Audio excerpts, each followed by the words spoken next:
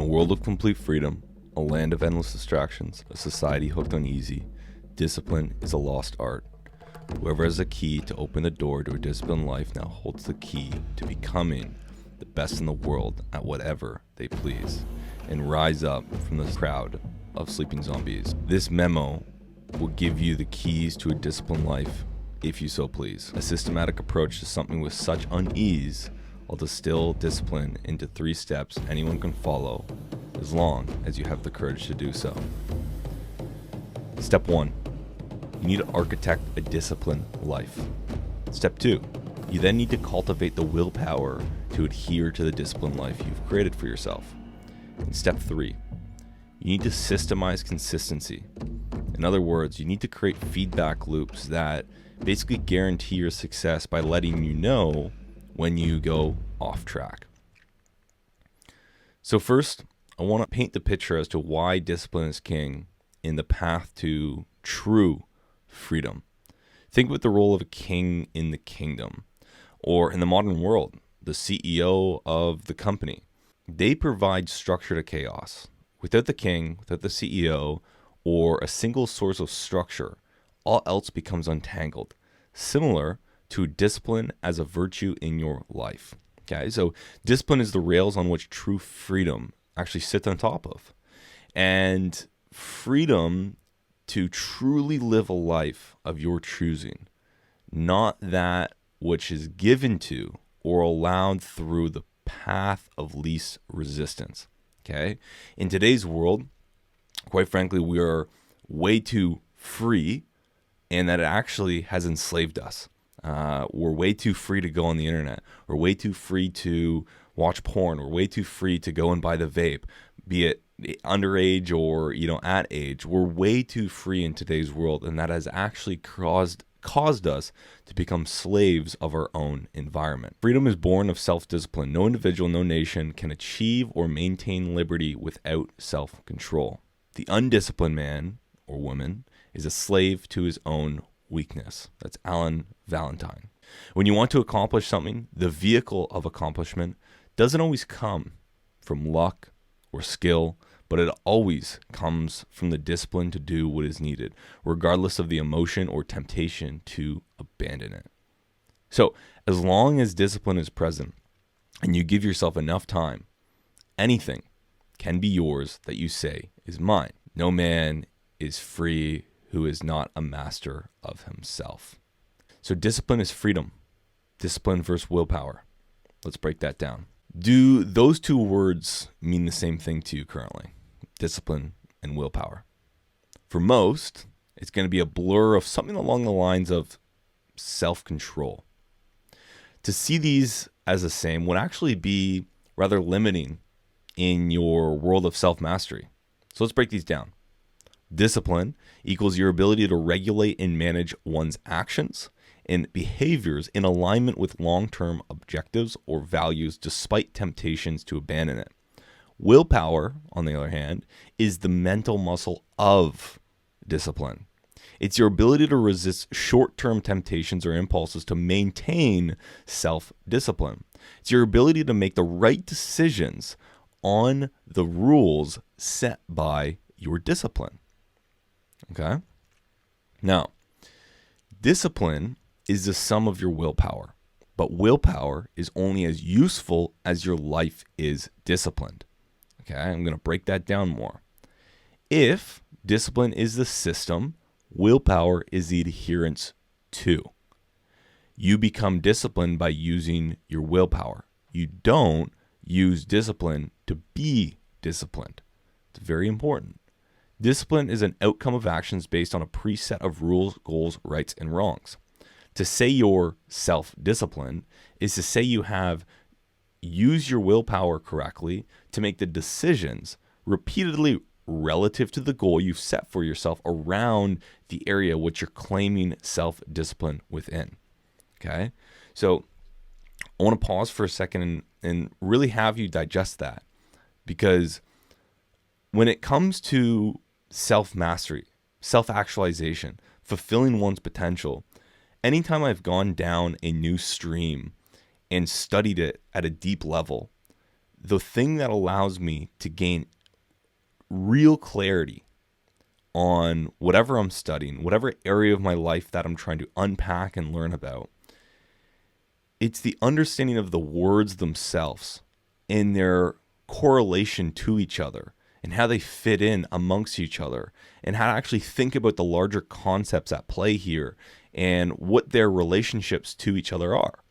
So again, discipline, it's the system. It's architecting a set of behaviors and actions that will then be in alignment to a long-term goal or value that you have for yourself. Okay?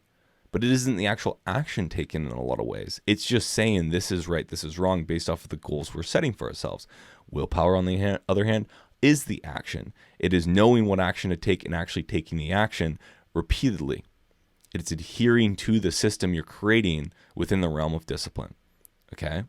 So I really want to make that clear. So, with that being said, let us jump into step 1, architecting a disciplined life. Now, the goal here is to simply create a life that is in complete alignment with our goals. So there are 2 ways to think about a disciplined life. Really important. 1, be, do, and have the aligned things that are relative to our goal. So if your goal is to become shredded, then having workouts as part of your daily life would be aligned. If we want to go one step further, it would also be eating nutritious food that hit your macros. That would be not only an action is eating the food, but then having the food would be another one. And then the other action would be tracking your meals. So if you actually want to take losing weight seriously, you need to track your meals. Like it's just, you're going to get to a certain point and then you're going to stop. And so with that being said, you have to track your meals. And if you're saying, hey, like I really want the goal to be shredded and you really want that, well then to be disciplined to do so would mean you would actually act on the things that are needed to take you towards that goal. So that's the first thing. Be, do, and have the aligned things relative to the goal. Now the next piece, and for a lot of you, this is where ultimately it's make or break, right? Because we can have the things that we know are going to take us towards our goal, but ultimately, if you don't eliminate the things that are stopping you, that's the bigger hurdle to overcome. It's not knowing what to do, it's eliminating the things that aren't going to allow you to go towards the thing. Okay? So it's eliminating and adding friction to unaligned things. So think about this as a metric called desires resisted. You want to craft a life where the number of times you need to resist yourself from unaligned desires is minimal. You do this by removing as many possible triggers from unaligned things from your life. Okay? Now, since we've redefined discipline and willpower, what you're truly doing in step 1 is simply creating structures and systems that are congruent to your goals. So it begs the question, what are your goals? Okay, so let's dive in. To be disciplined, okay, means you have some sort of goal to be disciplined for. This is the Achilles heel of discipline. Understand this. I can't stress this enough. This is the thing. Without a target to know if you're progressing, stagnating, or regression, how does one know if they're being disciplined? You don't. Or what if what you're doing is even the right thing? Like, how do you know that? You don't if you don't have goals. Okay, so you have to have goals. You don't need many of them, but you need at least one. And it needs to be at least of some importance to you. Ideally vary.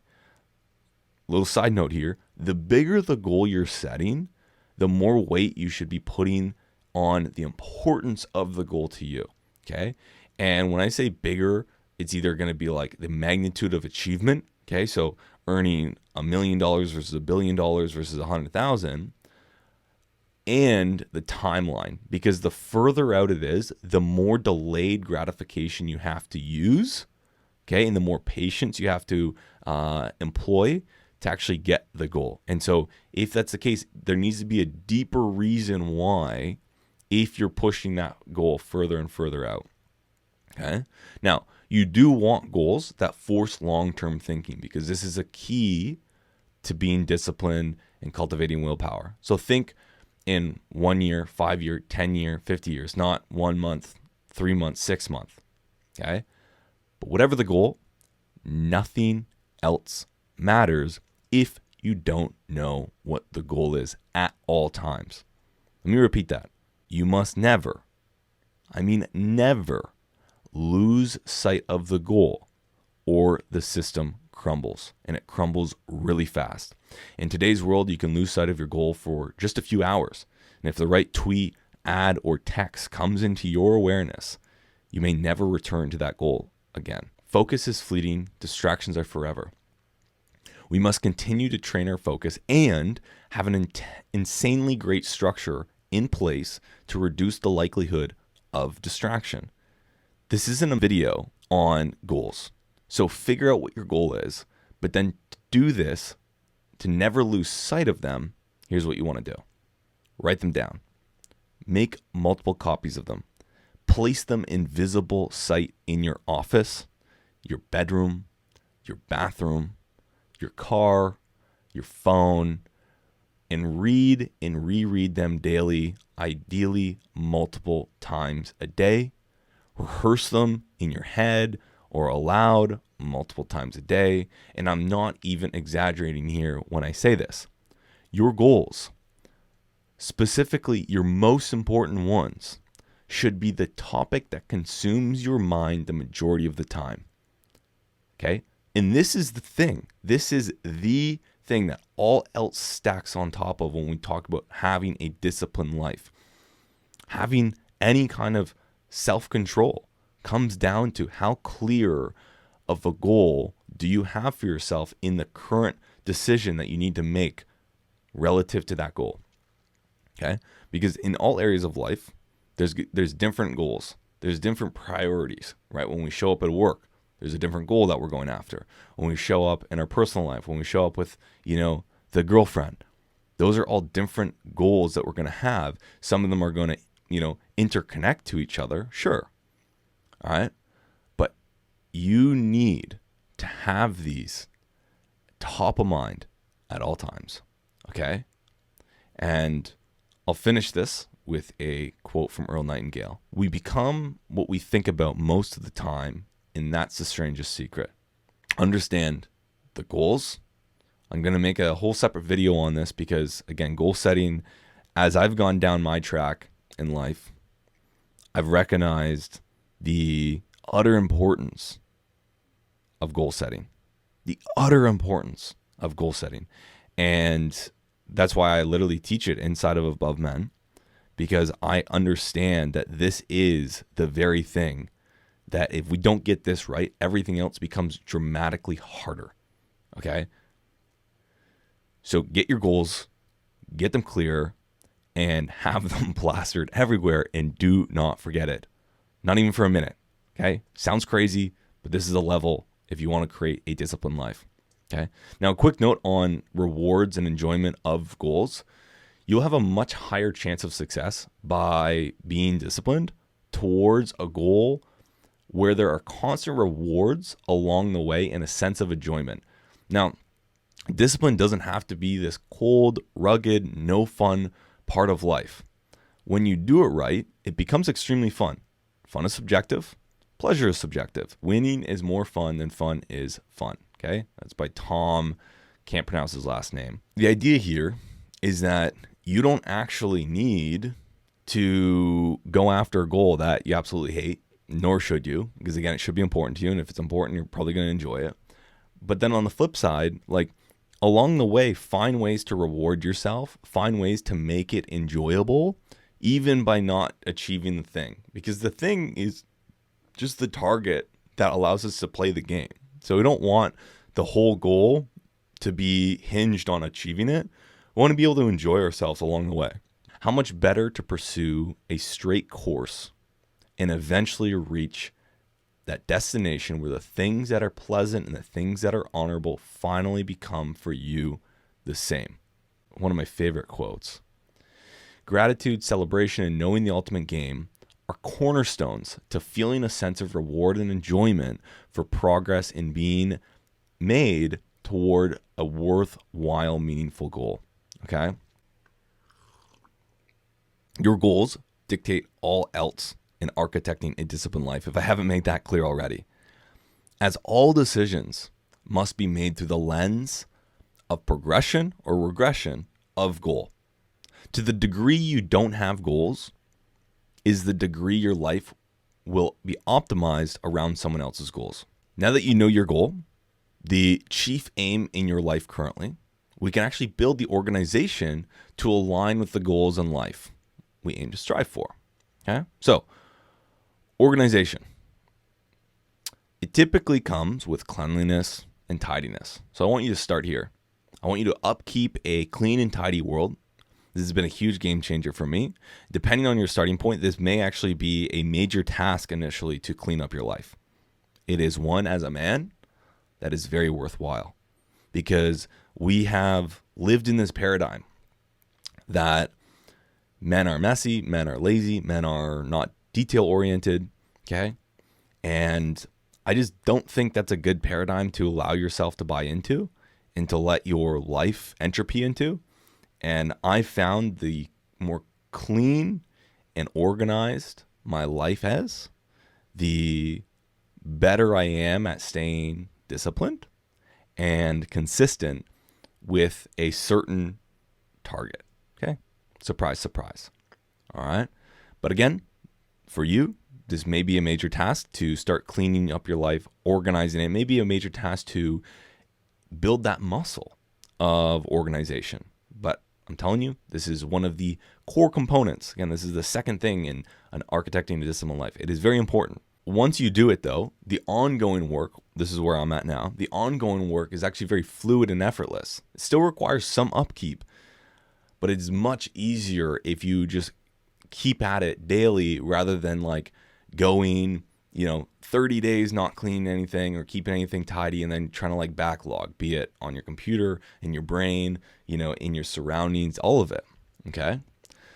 And quite frankly, I've yet to find a justifiable reason to live or operate in a dirty mess now. Okay. Be it again, mentally, physically in my surroundings, digitally. There's anytime I have a clean space, it always turns out to be better than if I were to operate in a dirty, chaotic place. There's time and place for chaos, and it's a very small period, okay? So stop being a slob, clean up, and keep it that way. You'll be a more disciplined because of it on many levels, okay? Eliminating all that isn't aligned is the first step. So as you go on your way, cleaning and organizing, I want you to remember a very important concept here. If it's not supporting you in your ability to progress towards your goal, it's slowing you down or distracting you. Don't organize your video games. Throw them out. Don't organize the junk food cupboard board. Throw them out. Don't organize all the clothes you never wear. Throw them out. Don't organize all the useless apps on your phone. Delete them. What's in your life that doesn't have a place in your life? Get rid of it. Less is more. Now, the next piece is this idea of open loops and discipline. An organization is the cornerstone of keeping open loops at a minimum. Okay. So first off, what is open loops? Anything that's not complete or out of place. Open loops are anything that's not complete or out of place. Really important you understand this. Anything that does not belong where it is, the way it is, or is unfinished will be pulling at your attention if not appropriately managed. Now, for most, this shows up heavily in the mind, okay? This is arguably where it's going to show up the most consistently as well, okay? Now, if we were to look at your surroundings, for example, if something's not supposed to be there, that is also going to be pulling at your attention. I'll give you an example. Say you have an unpaid bill sitting on your counter. You walk by 4 or 5 times a day. With each passing, you glance down at the unpaid bill. You feel insert emotion of unpaid bill gives you, right? For me, I hate knowing that I have like debt that I need to pay. And so anytime that comes up, like it strikes me emotionally. And on you go with your day with a little bit less energy, focus, and clarity. Because of what? The emotion that is drumming up in you. Now, if that unpaid bill was still unpaid, but now it was filed away until you were to go to pay it, or you could pay it. Now all of a sudden that isn't actually going to be affecting you unless something else has triggered you to think about that. Okay? And again, this goes with everything, out of sight, out of mind kind of deal, right? Now that's like on the light side of things. The worst case scenario, which happens, and I've been a victim to this, I know guys that this happens to all the time, that same unpaid bill, you become completely thrown off altogether and lose a day of productivity because of the thing. All right? Again, I've had this happen many times in my past. I know this is the reality of things when it comes to having messy surroundings, things that are constantly out of place. Okay? So open loops, we need to control them. And I'm going to bring this back in each section when we go in and tidy things up. The last piece is aesthetics and how this plays into organization and architecting a disciplined life. Oddly enough, I've come to realize that when something looks good and it feels nice to use, it's easy to use, think about an iPhone, we tend to want to just keep it that way and we want to keep using it. So when you're thinking about organizing your things, if you're able to, how can you make it look better as well? Again, don't have this as a make or break thing. If you organize stuff and it doesn't look good, like don't unorganize it. Like just start with getting it organized. But if you have the chance to, if your brain works that way as a V1, because this stuff takes time, work on the aesthetics of it. It makes things a lot easier. It's a fun little game that I play with myself now. And I'll flash a picture of my screen or of my desk where I'm at right now. And I like to constantly just like tinker with it, play around with the structure, my surroundings, even my phone layout. Like I try to, constantly audit it. How can I like make it more and more minimal? It's kind of just like this pleasing thing that as I do it, you get a little kick out of it. I don't know if you will, but I definitely notice that the aesthetics play a role in the discipline of keeping it this way, right? Because once it looks good, you want to keep it that way. So let's get into the nitty gritty here. We're going to go through surroundings. We're going to go through your mindset. We're going to go through your digital space. And then we're just going to very quickly touch on your spiritual as well. So your soul. So first off on the surroundings, clean space, clean mind. Very simple. Okay. So in your surroundings, go through all the areas in which you spend, the majority of the time on. You want to clean it, then you want to organize it. Okay, so starting with your house, your car, and your office, those are obviously the main ones. Then keep it this way in perpetuity until you find better ways to stay organized. Okay, so go through, spend the time to do this. My rule of thumb is this. Everything either has a place or it doesn't belong. Simple as that. And that's a great maxim to work off of as you go through it. Is this supposed to be here? No. Okay, where should it go? Oh, I don't know. Do I even need this? Okay, that's another one. That's another one. Do I need this? Yes, I do. Does it belong here? No. Okay, right? Now, what I want you to do is literally just scan. Constantly audit for any open loops and optimize as needed. So as you clean everything up, try to close out all the open loops by putting things where they're supposed to be, or find a place where they're supposed to be if you've never done this, and then be on the constant search as you go throughout your day. Hey, this shouldn't be here. Put this away. Hey, this shouldn't be here. Put this away, right? As I record this right now, I actually have a water bottle and what else? Really, my coffee mug. That's really it that I don't have in place. But everything else, it's in its place. Okay, everything is supposed to be where it is, and that's it. Okay, no junk, no mess, and nothing that's not supposed to be here. Most important. Okay, and it's like this 99% of the time. And when it isn't, I clean up at the end of every day. 80% of the stuff you have lying around is junk, unneeded, or isn't where it's supposed to be. Clean it up and organize it. Okay? Do not underestimate what a clean space will do for your self-control. It's incredible. It's incredible. So the end goal here is to maintain a clean house and office space at all times. Okay? It's not saying that things can't get messy. They can, but I'm going to talk about this later on this idea of recommitting to clean. At the end of every day, just take that 5 to 10 minutes to just like close out of the open loops, audit your space, where's things not supposed to be, put them where they're supposed to be, and go from there. Okay? Next one, mind. Mind, clear thoughts. The mind, a topic for another video altogether, quite frankly, many videos, but today, what I want to talk about the mind is the awareness of and bringing helping you bring your awareness to the open loops in your mind and the idea of keeping your mind clear, keeping it empty. Okay. So again, not having our mind empty for some of you may sound like a completely impossible task, especially if you've never dabbled in things like meditation or metacognition or any mindfulness practice, be it. But this is doable. And here's the basic idea on why we want to do it, and then the process on how to make it a reality. So your mind is filled with a lot of open loops. The more hectic your life is, typically, the more open loops you're going to have.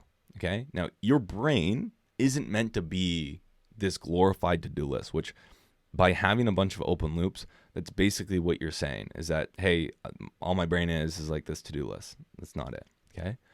So stop using it like that. Open loops in the mind slow and distort your ability to think. Okay? Because if open loops are over here and they're whole bogging down the load. Think about it on your computer when your computer gets slow. Why does your computer get slow? Well, it gets slow because you have too many things open at one time. Okay. And so similarly with your brain, when you do that, you can't think effectively. You become less disciplined. Simple as that, because you're disoriented. So you can eliminate this by implementing what I call a capture system. This is a single source for capturing all open loops. So be it tasks, ideas, learning materials, or goals that come into your awareness. Okay. So for my community, I've actually created something called Above OS that does this very thing. Okay.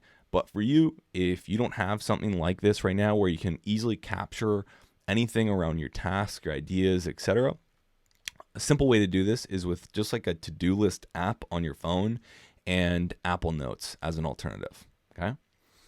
Now, whatever you do, just don't let open loops fester in your mind any longer than they actually have to. So the algorithm to run here to make sure that this gets put in place is, if I have a new task I need to do, then I will capture it. Okay? If then, all right, run that. If I have a new task I need to do, then I will capture it. And the better you get at running that algorithm, okay, the less open loops, the more empty your brain is, the more empty it is, the more you can hone in your attention on the actual stuff that matters, which is making important decisions in your business, in your life, whatever, and doing the hard work. The consistent, unproductive preoccupation with all the things we have to do is the single largest consumer of time and energy. It's by Carrie Gleason. So like cleaning your surroundings, capturing all current open loops in your mind will be a very heavy duty task, and I strongly encourage you to complete ASAP. Okay. Set a timer on your calendar and brain dump. Get it all out. You probably need, 2 hours between, your cleaning, probably more than that, multiple hours, but get it on the calendar, do it once, and then keep the upkeep using the capture system and just constantly auditing your surroundings. Okay. Now, I've actually left you with a generic list of areas of your life to prompt open loops lurking in your mind. And you can get access to that by jumping into my free community, Above Men Community, and going under How to Be Disciplined. There's a resource there called Trigger List, which you can get access to. Okay. Now, the end goal here is to have an empty brain and a capture system for all open loops that spring up in your mind, be it today and forever. Okay. So that's the mind. Surroundings, mind, digital is next. So with digital, what you want to be doing is you want to have a clean phone, because when you have a clean phone, everything is infinitely easier and better. Two main places we tend to live digitally is phones and computers. You simply just want to, like the other areas, keep them clean and organized. And so starting with the phone, super straightforward. We want to purge all the apps that are dumb, pointless, and not aligned with our goals. Like if you have apps that you downloaded when you're freaking 16 on your phone still, like video games that are just sitting there, like get them off there. Okay, just go through and purge them. I literally have, I don't know, 20 apps total on my phone. Like I constantly try to purge. The next one is just clean up your layout. So don't have a messy layout where it just doesn't flow properly. Like have it flow well based off of how you use your phone and what the apps are like kind of like connected to, right? Like don't have like your social media right beside like your finance app, or, you know, just there's a certain pattern that can fit. And again, going back to the aesthetics piece, it's going to look better. Like just work on that. Next, audit your notification systems. This one's huge. Turn off all of them that aren't time sensitive. Okay. Next is your computer. Same thing. Purge your home screen. All right. My home screen literally has nothing on it, and I keep it that way 99% of the time. And I would urge you to do that as well. Clean and organize. Audit your internet browser bookmark bar. Okay. Do you have a bunch of random stuff on your bookmark bar? Clean that up. Next is audit your notification settings. Again, if you have a Mac and an iPhone, I think they're pretty in sync, if I'm correct, but you want to audit that. The end goal here is to, again, maintain a clean and organized digital space. Are you seeing the pattern here? Clean and organize, clean and organize, clean and organize. The last piece is on the spirit. Again, I'm not going to get too deep into this, but if you have a clear conscience, you have a clear intent, you know where you're going and why you're doing it with more clarity. This, again, could be an entire other video, probably multiple videos as well, basically dabbling around emotions, trauma, baggage, and how that relates back to our ability to stay disciplined and stay on track. Because ultimately, any of those things that are festering are just waiting to throw us off course and out of a disciplined life. Okay. So it's something I want to just bring your awareness to, but it's ultimately not something that we're going to talk about right now in any kind of depths. But it's the idea of just like organizing and cleaning up that baggage. Same thing with everything else, but just spiritually that you don't see, right? So final notes on organization would be this. This is going to take a significant amount of time for most of you. Once done, if, and big if, you commit to keeping everything clean and organized, the ongoing upkeep is very minimal and almost meditative, but requires constant recommitment. So for me, like I said, I have a habit I've installed as a result of this reality of constant upkeep, and I call it recommit to clean. Each night, I will run this algorithm. You know, the shutdown, if shutdown is complete, then I will recommit to clean. What does that look like? I literally scan my office, scan my house, and look at all the areas and be like, is anything out of place here? Tidy it up. Anything out of place here?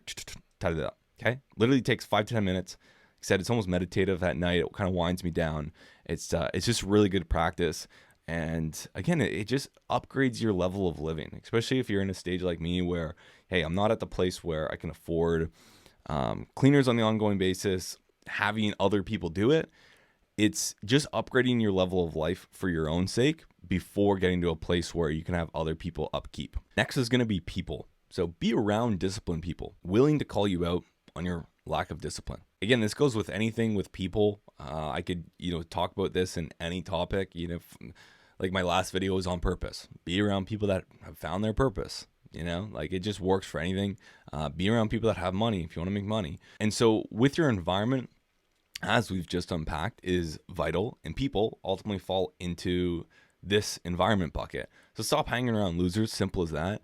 Find people who are disciplined, stick to their word, and are willing to call you out when you're not disciplined. This is a rare but worthwhile pain to seek them out, okay? In today's connected world, you can join a community like Above Men where there is an emphasis on things like self-mastery.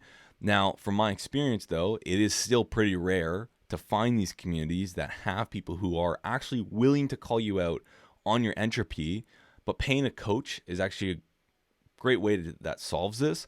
And I'm not saying this because I'm a coach. Well, I am, because I've learned the experience of having coaches and being a coach. But really, all I'm saying is that just being in the community, although that's a great step forward, and I totally recommend jumping into Above Men, you need to still engage in the community.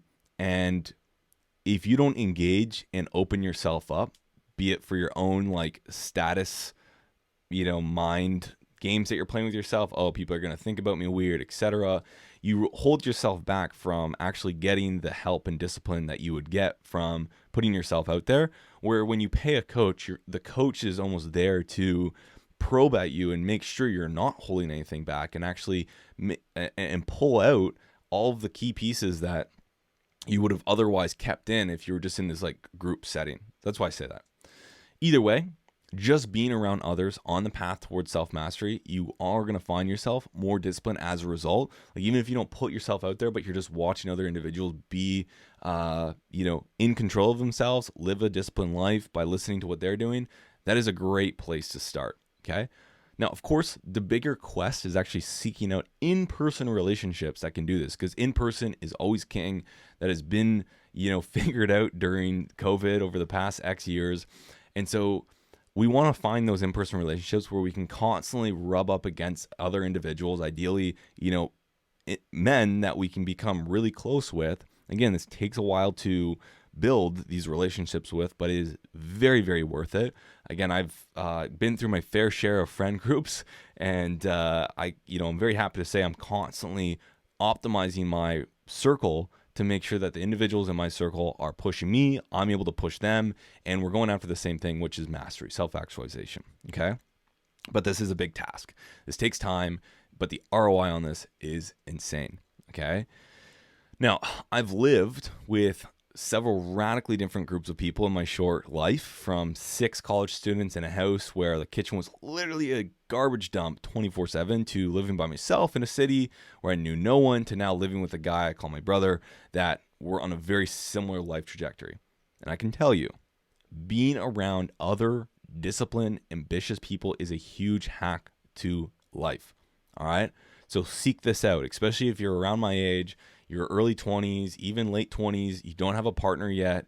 Even if you have a partner, and you can make it work, I think it's not a far-fetched thing if the partner's down, which if you're the real leader of the relationship, you should be able to enroll her in that, where if you have a couple and, it's you and a couple, or it's you and your partner and you find another couple, living all together actually isn't that big of a ask if you set it up properly and you guys all are on the same page. And I think that's actually a great way to live. So we're sidetrack on the sense of, if you don't have a partner, if you do, I still think this could be a thing that makes it work, of being around super ambitious, disciplined individuals. Next piece is going to be around schedule. So with your schedule, first of all, do you have a schedule?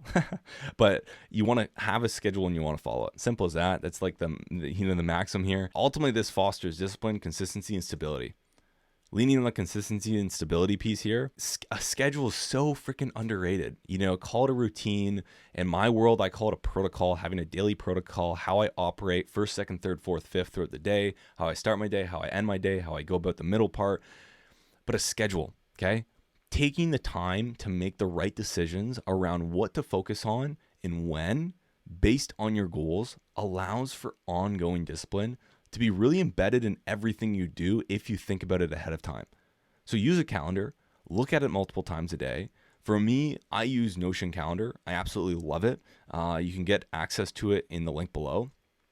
And have repeating events scheduled in your calendar. I see guys, they use a calendar, right? They're in business. They use a calendar, great.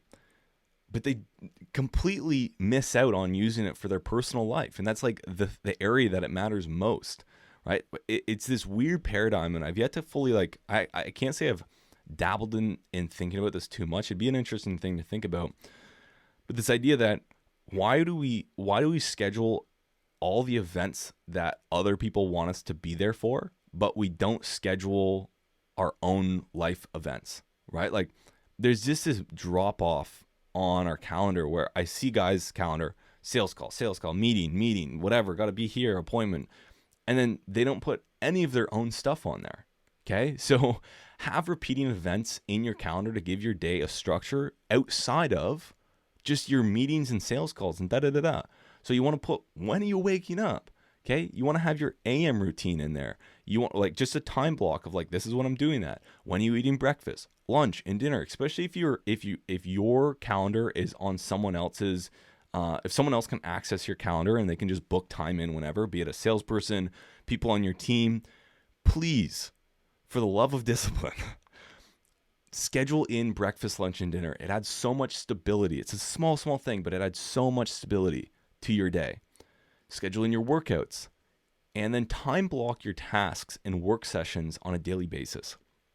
So this is really important. I have a habit called Plan Tomorrow Today. At the end of every day, before I shut down, one of my core habits inputs that I take is that I'm going to plan the next day right now. And I do that by looking at what are all my scheduled events. Great. Do I need to prepare for anything? Great. But then I'm going to actually, using Notion Calendar, I'm actually going to time block all of my tasks that I want to get done tomorrow. Okay? Super important, because what this does is that now it says, hey, this is all the white space you have based off all the scheduled events you already got going on. What task can you realistically get done based off of the amount of time they're going to take? Okay, so once I'm clear on the tasks I have, I will then go in and time block out the tasks for the rest of the day. So I'll fill my day up. And it's not saying I'm cramming everything in. It's saying I'm allocating the proper time to give structure to my day, to know where I'm spending my time throughout the day, right? So the hardest part of a schedule, specifically a self-induced one, is following it, right? But if we upkeep that structure, it makes it much easier. So this is where willpower and self-trust does come in, which we're going to talk about. But really, it's saying no. That's the important piece, because a blind spot I see for most guys is saying yes to events that disrupt their weekly schedule, specifically the commitments that they made to themselves. If I had to take a guess, I would say 99.9% of the world cares more about others than they care about themselves. And I genuinely think that's a big reason why people don't have what they want. So be careful with what you commit to yourself, and then what you're saying yes to for others that you're then saying no to yourself. I'll talk about this more later in becoming a no man instead of a yes man. Okay. Next, the discipline energy fundamentals. If discipline is the system that creates the rules for us to abide by, then we must get clear on what decisions are the right ones within our energy as well. Okay.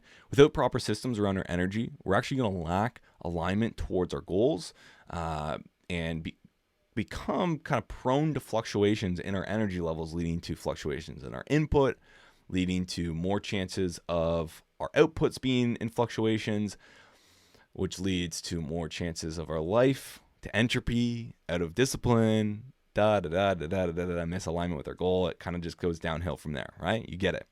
So here, what we need to do is we need to take the time up front to figure out what are the best inputs around your energy to have the highest energy levels consistently, okay? Then structure your life that fits within the constraints of your goals, okay? I should put that another way. Then build a structure that fits the constraints of your goals based off of what you need to do with your energy inputs, okay? Now, on top of that, what we want to think about is not only is this going to allow us to have consistent energy and be disciplined around our energy, but actually it's going to give us an opportunity to develop discipline via willpower. Because every time, because we're going to do this stuff every day, like wake up at a certain time, eat certain foods, go to the gym, yada, yada, yada. Every time we do it, we get the opportunity to develop our willpower and become more disciplined. Okay, so every time you follow through in your sleep schedule, for example, more discipline. Every time you follow your meal plans, more discipline. Every time you hit your workout targets, more discipline. Okay, you get it? So let's dive in. First off, nutrition. Again, this is one of the most important concepts, and via nutrition, I created this concept called the OSOM principle. Okay, so the idea is very simple here. You eat one set of meals, OSOM, every day for weeks and months on end before making changes to your diet. Now, this creates an insane amount of discipline, because our society, quite frankly, is hooked on overly flavorful foods and novelty of constantly changing the meals up. Quite frankly, they're just keeping you weak and away from a disciplined life, all right? So what I want you to do here is create a 1 day of eating that works for you and stick to it daily for the next 30, 60, 90 days.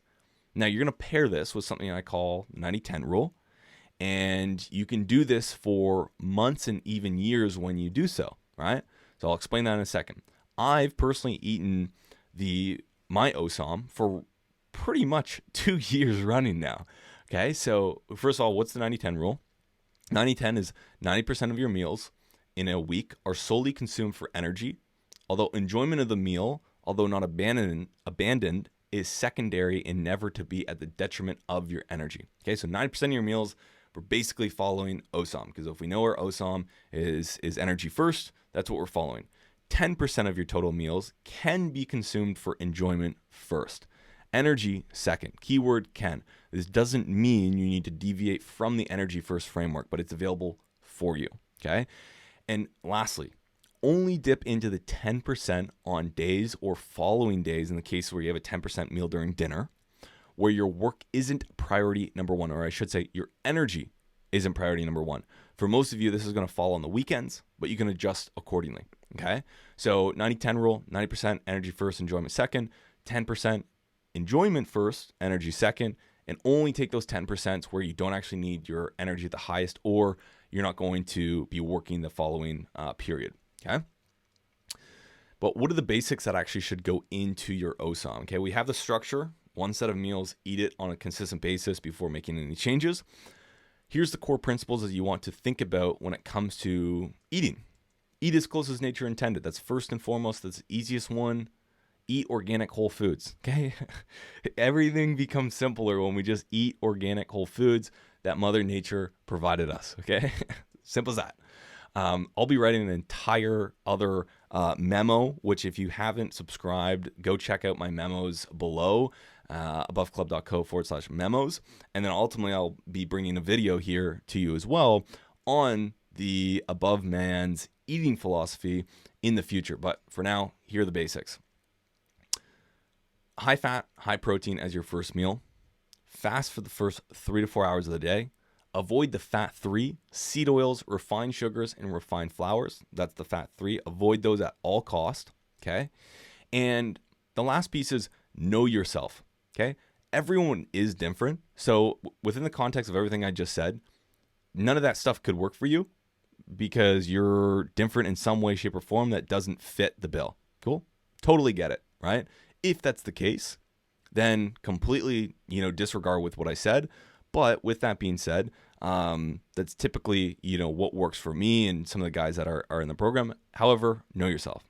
And the last piece is a note on carbs. So carbs is a tricky thing, and they're the most readily available energy source, which is great, right? But when eaten alone or in too much in one sitting, it will cause a spike in your energy, leading to a following energy crash typically shortly after. Okay. Now, avoid eating any significant carbs in the morning to keep sustained energy throughout the day. All right. Lastly, eating high amounts of carbs, specifically sugars, right before bed will cause you to feel groggy, low energy in the morning, and potentially affect your whole day. If you want my gold standard meal plan, I eat and prescribe to all my clients for masterful energy. You can actually jump into my free school group, and I have that available for access as well. Okay. Now, those are just some of the basics. And like I said, I'm going to go over a memo and a subsequent YouTube video. So make sure to subscribe to both my YouTube channel and the Memo to Men newsletter. Okay. Now, the questions you want to answer here for a disciplined life are this. What's your eating schedule? Simple as that. Put it in your calendar on repeat. What's your eating schedule? Number 2, what's your nutrition plan? Write it out. Okay. When and how will you prep those meals? You got to think about it. Where am I getting the food? When am I prepping it? How am I prepping it? What am I prepping? Right? Figure that out. Those are the main ones. Once you get those figured out, you're going to have, pretty much everything figured out that you need to when it comes to your nutrition. Next is sleep. It's pretty simple here. You know it. You need to be sleeping more. 6 hours isn't enough. Quite frankly, 7 most of the time isn't enough, especially if you're working out all the time. 6.5 isn't enough. You got to prioritize your sleep, gents. And you got to watch your energy soar when you do so. Okay? It's simple. I've been tracking my sleep now for, 4+ years.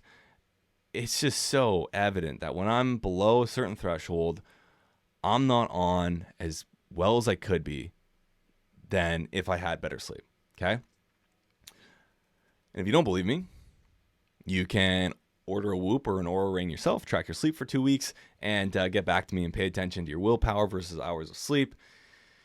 And you'll soon realize that you need to be sleeping more. So besides just sleeping more, the number one hack to quality of sleep is consistency. So sleep at the same time and wake up at the same time as often as you can. This is a huge hack, and it's quite frankly going to be the biggest shift in your quality of sleep. Okay.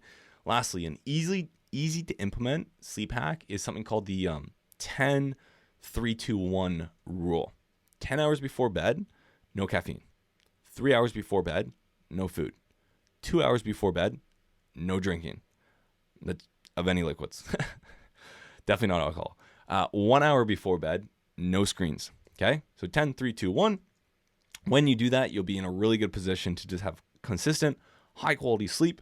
When you pair that with sleep consistency, waking up and sleeping at the same time. Okay? Now, questions to answer for a disciplined life around sleep. When do you want to be up? You got to know that. Put that in your schedule. When do you want to sleep? You got to know that. Put it in your schedule. How will you make sure that actually happens? Because sleep is one of the trickiest pieces, even ahead of food, around hitting those times. Okay? So when do you need to stop drinking caffeine if you're going to do the 10-3-2-1 rule? When do you need to finish your last meal? When do you need to stop drinking water? And when do you need to put your tech away? Okay? Once you have it, all you got to do is follow it. Okay?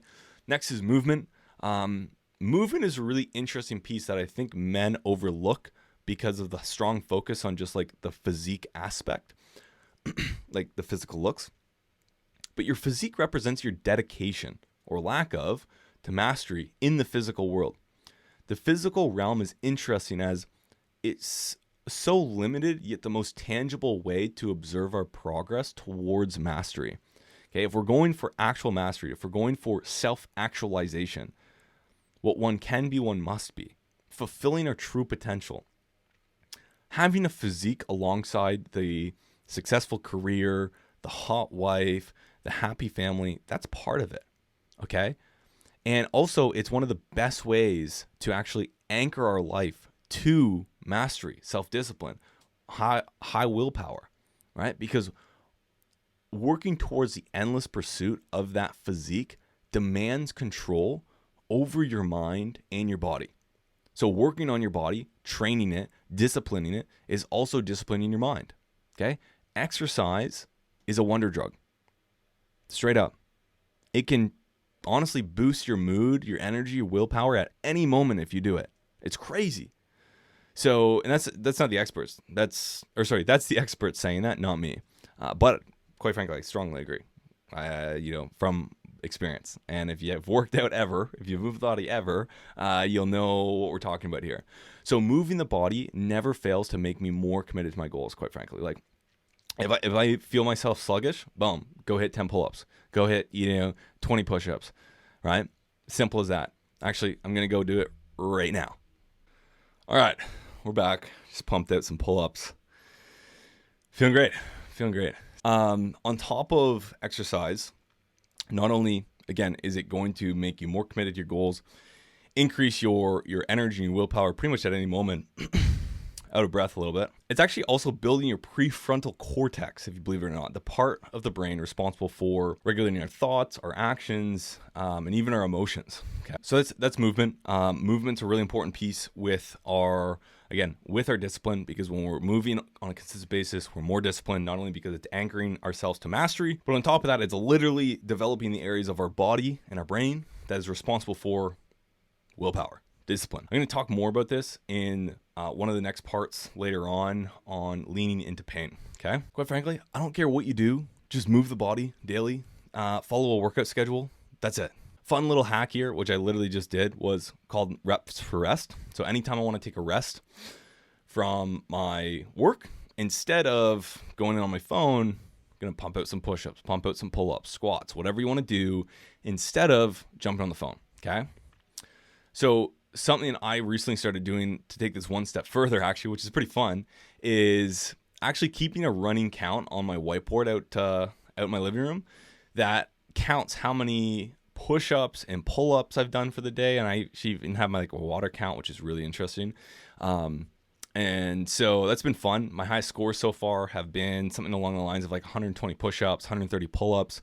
So it's basically 10, 13 sessions throughout the day where I'll go out, hit them. Sometimes they'll double up, etc. So for you, questions you want to answer for a disciplined life is this.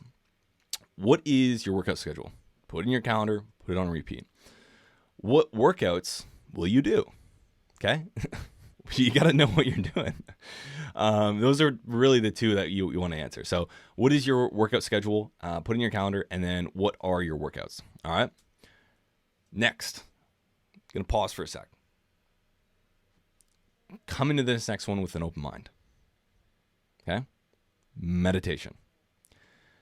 I'm just going to actually read off the screen here on a quote. One study found that just 3 hours of meditation practice led to improved attention and self-control. After 11 hours, researchers could see those changes in the brain. The new meditators had increased neural connections between regions of the brain, important for staying focused, ignoring distractions, and controlling impulses. Another study found that 8 weeks of daily meditation practice led to increased self-awareness in everyday life, as well as increased the gray matter in corresponding areas of the brain. It may seem incredible that our brains can reshape themselves so quickly, but meditation increases blood flow to the prefrontal cortex in much the same way that weightlifting increases blood to your muscles. The brain appears to adapt to exercise in the way that muscles do, getting bigger and faster in order to get better at what you ask of it.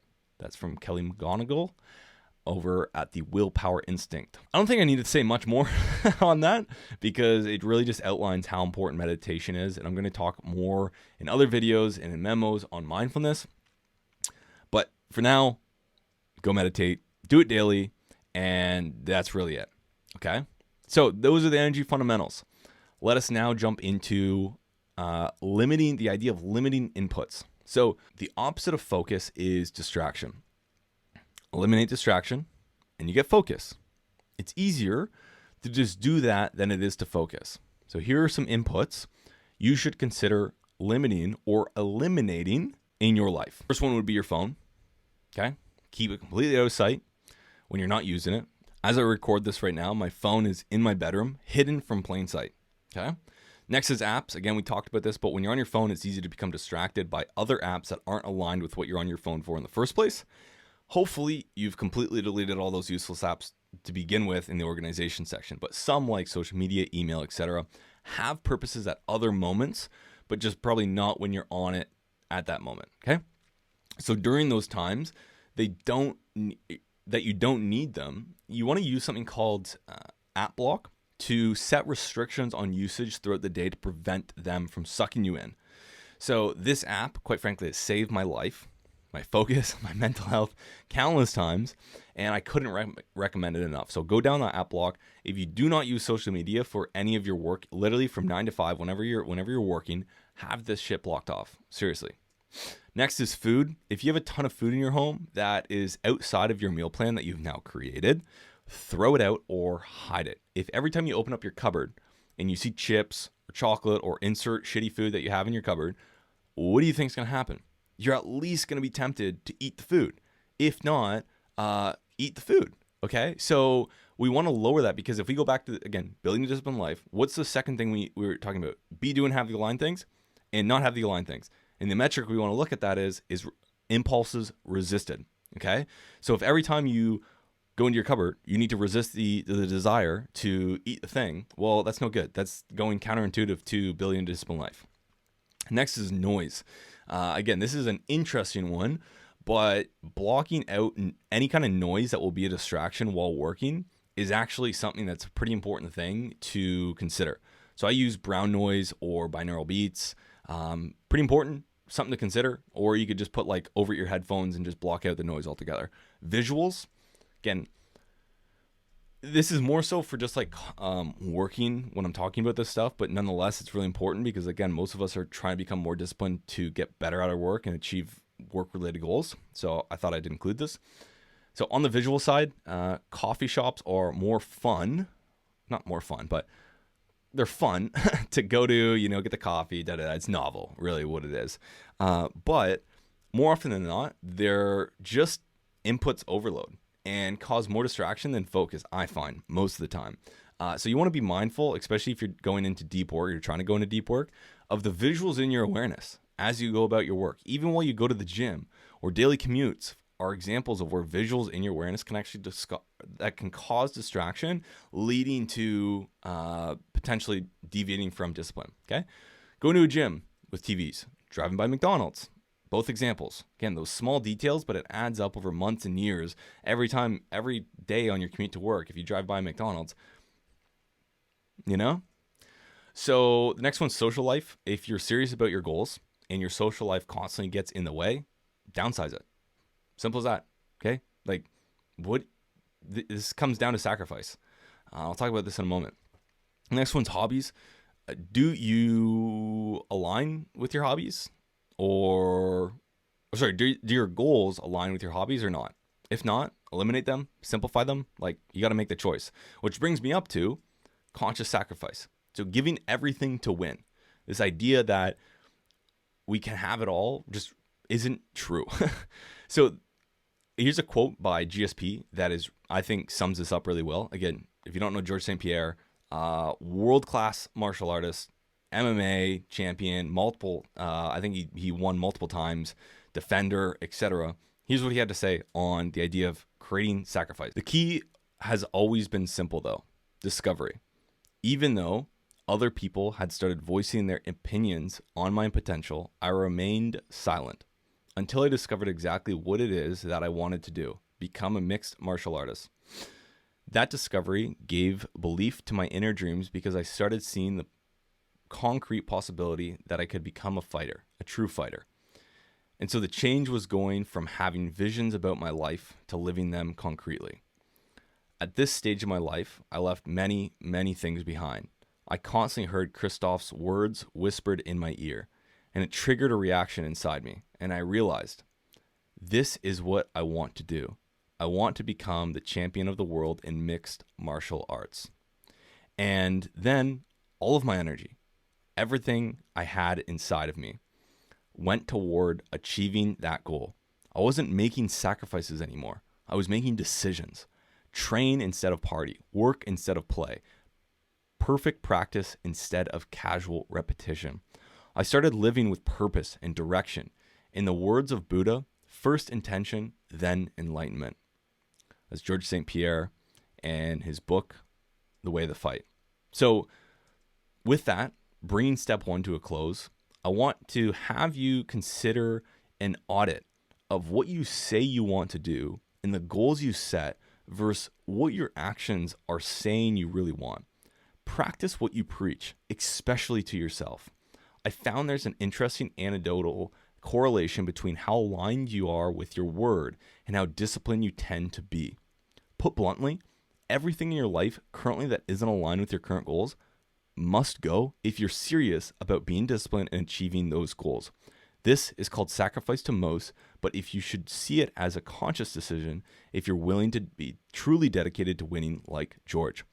I've done this time and time again, constantly shredding the layers of distractions and misalignments. I moved half across the country. I moved literally across the country. Shouldn't say half. Gave up drinking, partying, weed, alcohol, and hardly having a social life for most of my 20s so far. I spend no money on fancy things. I'm currently in startup mode. I have no money invested in anyone else's business besides my own. I'm not on pretty much any of the social medias. I eat the same every day, which is my OSOM. I don't stay up. I don't sleep in. I don't watch Netflix on weekdays. I don't eat candy. I focus on my craft, on building my business because that's my goal and I'm 100% all in on succeeding. And I've made the choice to do that. So I have a worksheet for you called the 7-day time audit. And inside there, you'll be able to access it on the community. But inside the worksheet, basic premise is that for 7 days, you get to track everything that you're doing. And with that, you get a clear insight into where you're spending your time and what's misaligned to your goals. Okay? So that is the conclusion of the Architecting a Disciplined Life. I'm going to make another video called Cultivating Willpower. And in that video, we're going to go through everything you can be doing to increase your ability to consistently make the right decisions in alignment to your disciplined life that you're creating.